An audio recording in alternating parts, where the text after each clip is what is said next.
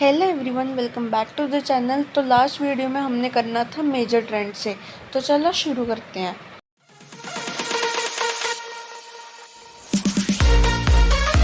Okay, तो देखो first है WWW। इसमें क्या हुआ था, इसका बहुत इंपॉर्टेंट रोल था ई कॉमर्स और ई पेमेंट सिस्टम में। वही 1989 में टिम बर्नर्स-ली ने शुरू किया था। ई पेमेंट सिस्टम में क्या हुआ था, फाइनेंशियल इंस्टीट्यूशन जो थी उसने इंटरनेट बैंकिंग सर्विस ऑफ़र की थी अपने क्लाइंट्स को, जो यूज़र फ्रेंडली सोल्यूशन नहीं था।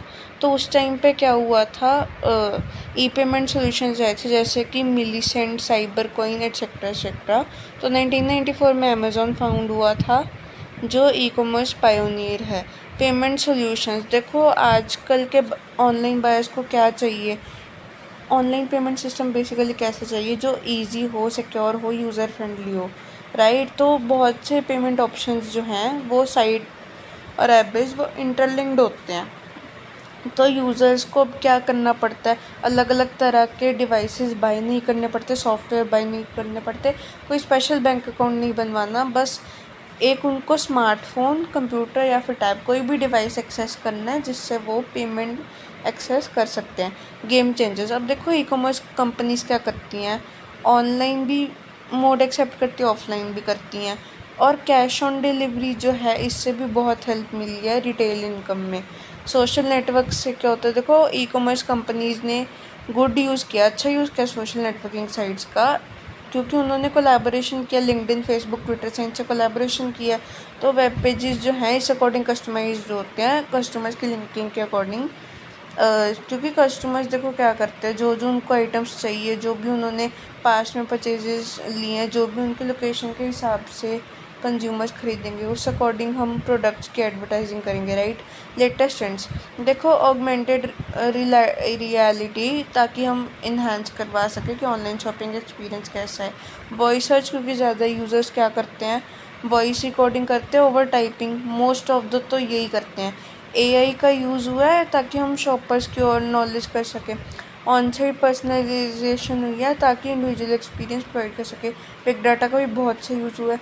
चैट बोट्स की ऑनलाइन शॉपर्स को हम असिस्ट कर सकें। Mobile shopping, more and safe payment subscriptions are to remain in touch with customers. Digital strategy for conversion और ई-कॉमर्स B2B सेक्टर में बहुत है। ग्रोथ ऑफ ई-कॉमर्स सेक्टर देखो, इसमें मेन आपने याद करना है चाइना, इंडिया एंड US का, ये 3 इंपॉर्टेंट कंट्रीज़ है। देखो इसका 2012 का ही डाटा करना है, परसेंटेज चेंज का। वैसे तो डाटा इन तीनों का ही याद करना है, और ये FDI है, FDI परसेंटेज चेंज है, राइट। अब देखो, चाइना में फ्लक्चुएशन आई थी 93.7%, देन इंडिया में थी 35.9% और US में थी 14.2%। ऐसे ही तुमने बाकी ईयर्स का देखना है, मेन तुम 2012 का कर लो, ठीक है। नेक्स्ट देखो बार डायग्राम, इसमें बस बार डायग्राम ही देखना है। पहले देखो 2017 में क्या था, 10.4%, देन 2018 में 12.2%, फिर ऐसे धीरे धीरे बढ़ता गया। 2023 में फिर 6.542%। ऊपर भी देखो तुम 2012 का और 2017 का याद कर लो डाटा, ठीक है। नीचे फिर तुम 2017 का और 2023 का। अब देखो टॉप 10 कंट्रीज़ जो रैंक हुई हैं, तुमने इसमें भी चाइना, US एंड इंडिया का डाटा याद करना है, और वो भी परसेंटेज चेंज। चाइना में था 27.3%, US में 14%, इंडिया में 31.9%। अब growth of e commerce in India mostly आता है एग्ज़ाम्स में। देखो 1999 में क्या हुआ, रेडिफ इंट्रोड्यूस हुआ था जब ई कॉमर्स इंट्रोड्यूस हुआ था इंडिया में। रेडिफ तब ऐड हुआ था ऑनलाइन शॉपिंग पोर्टल को। फिर 2000 में क्या हुआ, रेडिफ के 3-4 महीने बाद इंडिया उस टाइम एंटर हुआ, इंडिया टाइम्स एंटर हुआ ई कॉमर्स मार्केट में, जो 2 कंपनीज़ थी, इनमें से कोई भी 2 कंपनीज़ जो थी एक्सटेंसिवली कन्विंस नहीं कर सकती थी कंट्री को कि वो ऑनलाइन शॉपिंग कर सके। फिर उसके बाद क्या हुआ, Bazi.com, उसके पास एक फ्लॉलेस मार्केट प्लेस मॉडल था जहाँ पे यूज़र्स जो थे इजीली प्री ओन प्रोडक्ट्स खरीद सकते थे और बेच भी सकते थे, और इंस्टेंट हिट था, later acquired by US based company. 2002 में क्या हुआ, इट इज़ इम्पॉर्टेंट, इसने इंडियंस को सिखाया कि टिकट्स ऑनलाइन कैसे बुक करनी है। लोग जो है सेफ फील करना शुरू कर गए थे अपने क्रेडिट कार्ड यूज़ करने के लिए, क्योंकि वेबसाइट उनको लग रहा था सेफ अंडर गवर्नमेंट सर्विलेंस। एक नोटेबल अचीवमेंट था तो ये ई कॉमर्स इंडिया के लिए। 2003 में क्या हुआ, एयरलाइंस एंटर हुई। 2003 में डेक्कन ने इंट्रोड्यूस किया लो कॉस्ट एयरलाइंस इंडिया को, जो क्या था, to create industry for airline ticket aggregation, जो सून कंकर हुआ था एमएमटी से। तो एमएमटी 2003 में आया था, सॉरी 2005 में आया था, लेटर इससे कंकर हुआ। तो 2005 में क्या हुआ, इंडियन ऑपरेशन सितंबर 2005 में स्टार्ट हुए by offering online flight tickets to travellers. Company ने क्या किया, अपने बाकी बिजनेस जैसे कि हॉलीडे पैकेजेस और होटल बुकिंग्स पे भी फोकस करना शुरू कर दिया। 2006 में यात्रा.com सेकेंड कंपनी थी to make mark in online flight ticketing industry. पहले थी मेक माई ट्रिप, दूसरी यात्रा.com। अब मेक माई ट्रिप और IRCTC के साथ यात्रा ने भी कंट्रीब्यूट किया in reducing India's resistance to use credit cards online. 2007 में Book My Show movies online book करने के लिए। मिड 2000s में इंडिया को मल्टीप्लेक्स सिनेमा इंट्रोड्यूस हो रहा था, ताकि ऑनलाइन टिकट प्लेटफॉर्म्स जो है उसके लिए स्पेस मिल सके। बुक माई शो तो एक राइट जंक्चर था और इंडिया का लार्जेस्ट एंटरटेनमेंट टिकटिंग वेबसाइट बन गया। आज तो सबको ही पता है बुक माई शो तो मोस्टली यूज साइट है। अब यूज़र्स को खुश रखने के लिए उसने फैसिलिटीज़ प्रोवाइड की, जैसे कि खुद की सीट्स चूज़ कर सकते हो आप, होता ही है ऐसा। 2007 में और क्या हुआ था, फ्लिपकार्ट भी आया था। Product based e commerce in India थे, उसने तभी शेप लेना शुरू कर दी जब फ्लिपकार्ट आया। डीप डिस्काउंट मॉडल और एक्सेलेंट कस्टमर सर्विस जो थी, लास्टिंग इंप्रेशन आया था उससे ऑन इंडियन ऑनलाइन कस्टमर्स।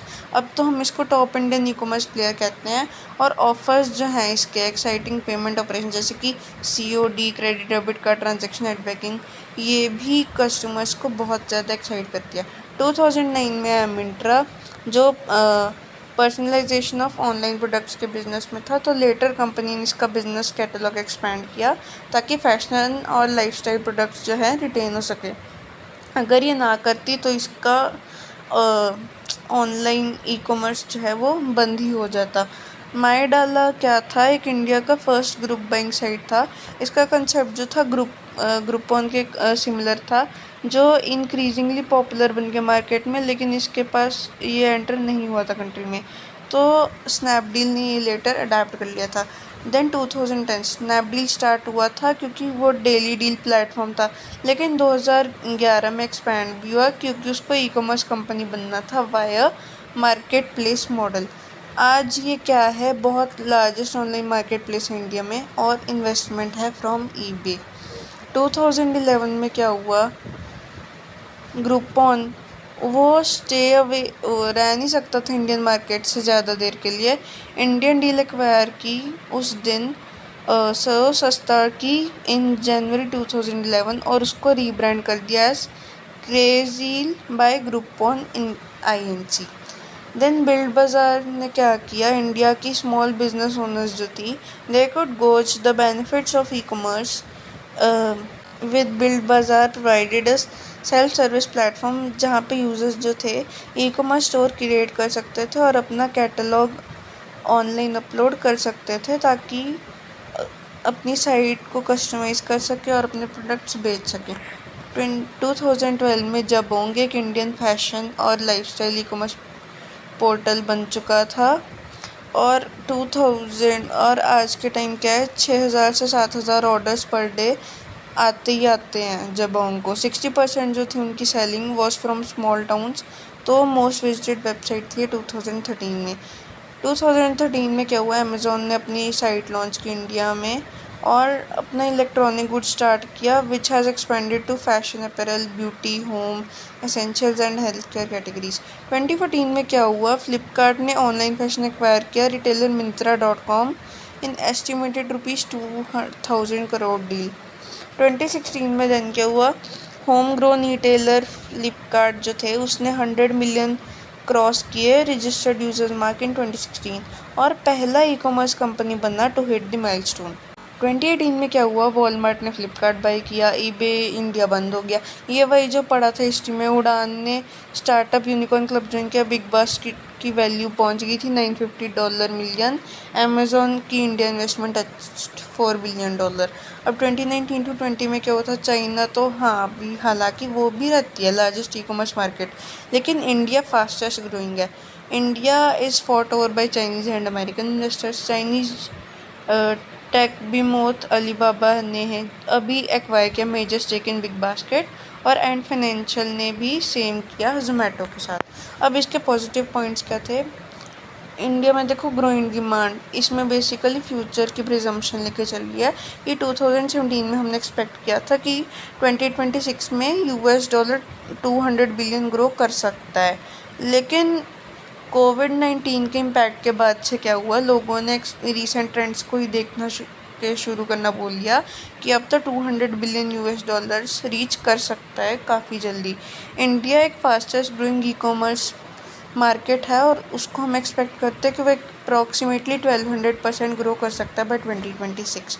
ये पॉइंट चाहे रहने दो क्योंकि 2021 का डाटा है।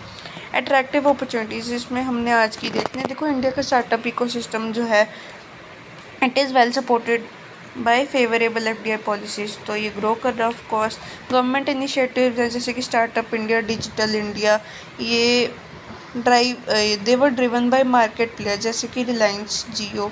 गवर्नमेंट ने वेरियस इनिशिएटिव लॉन्च किए जैसे कि Umang, Udaan, startup India portal etcetera. Smartphone shipments जो थी they increase 8% to reach 152.5 million units in 2019। जो नंबर ऑफ इंटरनेट यूज़र्स थे इंडिया में they were expected to increase from 687.62 million as of September 2019 to 829 million by 2021। Policy support देखो Feb 2019 में क्या हुआ था, गवर्नमेंट ऑफ इंडिया ने क्या रिलीज़ किया था, draft national e commerce policy, जो एफडीआई को इनकरेज करती है मार्केट प्लेस मॉडल को। 100% एफडीआई जो है B2B ई कॉमर्स में अलाउ होता है। 100% FDI is under the automatic route which is permitted in the market place model of e commerce. जो हैवी इन्वेस्टमेंट हुई थी by government in rolling out of fibre network for 5G, it will help boost e commerce in India. अब GeM ने क्या किया था, एक Mau sign किया था with union bank of India, ताकि क्या हो सके, cashless paperless transparent payment system facilitate हो सके, ताकि for any area of services. Union budget of 2018 to 19 में क्या हुआ था, गवर्नमेंट ने एलोकेट किए थे 8,000 crore to Bharat net project. अगस्त 2018 में क्या हुआ था, गवर्नमेंट वर्क कर रही थी second draft of e commerce policy. Government ने क्या इंट्रोड्यूस किया था then, Bharat interface for money, जिसको भीम भी बोलते हैं, एक सिंपल मोबाइल बेस्ड प्लेटफॉर्म है डिजिटल पेमेंट्स के लिए, सबको पता है। उड़ान एक B2B ऑनलाइन ट्रेड प्लेटफॉर्म थी, स्मॉल और मीडियम साइज के मैन्युफैक्चरर्स होलसेलर्स से कनेक्ट होते हैं विद ऑनलाइन रिटेलर्स, और उनको पेमेंट टेक्नोलॉजी की सपोर्ट सारा देते हैं क्योंकि 80 इंडियन सिटीज़ में सेलर्स है और 500 सिटीज़ में डिलीवरी होती है। इंक्रीजिंग इन्वेस्टमेंट, ई कॉमर्स और कंज्यूमर इंटरनेट कंपनीज़ ने क्या किया था इंडिया में, they received more than $4.32 billion from Private Inquiry and Venture Capital Players in 2019। Unified payments interface ने क्या किया था, 1.25 बिलियन ट्रांजैक्शन रिकॉर्ड की मार्च 2020 में, विच वैल्यूड है 2.6 लाख करोड़। ओके, अब इसके फैक्टर्स क्या हैं, देखो इंक्रीजिंग ब्रॉडबैंड इंटरनेट है ना, जैसे कि 4G 5G और अपकमिंग तो 6G भी है, इसकी नेक्स्ट जनरेशन टेक्नोलॉजीज का करके इंक्रीजिंग ब्रॉडबैंड इंटरनेट है। राइजिंग स्टैंडर्ड्स ऑफ लिविंग, वो भी एक फैक्टर है। Availability of much wider product range, क्योंकि देखो ट्रेडिशनल बिजनेस में क्या है, लिमिटेड प्रोडक्ट रेंज होती है, लेकिन यहाँ पे क्या है, अनलिमिटेड प्रोडक्ट रेंज, जितने प्रोडक्ट खरीद लो। बिजी लाइफस्टाइल्स, आजकल देखो लोगों के बिजी लाइफस्टाइल्स हैं, घर पे बैठे रहते हैं, उनके पास टाइम ही नहीं ऑफलाइन शॉपिंग करने का, घर बैठे ऑनलाइन शॉपिंग करो, काम हो गया। लोअर प्राइसेस, अब ऑफलाइन में देखो इतना ज़्यादा कॉस्ट होता है as compare to online shopping, तो that's why lower prices. Increase usage of online classified sites, देखो ज़्यादा से ज़्यादा कंज्यूमर क्या करते हैं, सेकेंड हैंड गुड्स बाय करते हैं, तो ऑनलाइन साइट्स पे भी ऐसा हो सकता है, तुम सेकेंड हैंड गुड्स सेल कर सकते हो। Evolution of online market place model, बहुत सी साइट्स है जो Bong.com, Flipkart, Snapdeal, Infibeam etcetera. तो आज के लिए बस इतना ही। तुम्हारा नेक्स्ट चैप्टर होगा growth and potential of e commerce in India. वो भी थर्ड चैप्टर से ही रिलेटेड है, लेकिन हम इसमें इंडिया के बारे में पढ़ेंगे, तो वो भी बस थोड़ा सा ही होगा, ज़्यादा नहीं है। ओके, मिलते हैं फिर नेक्स्ट वीडियो में। Bye bye.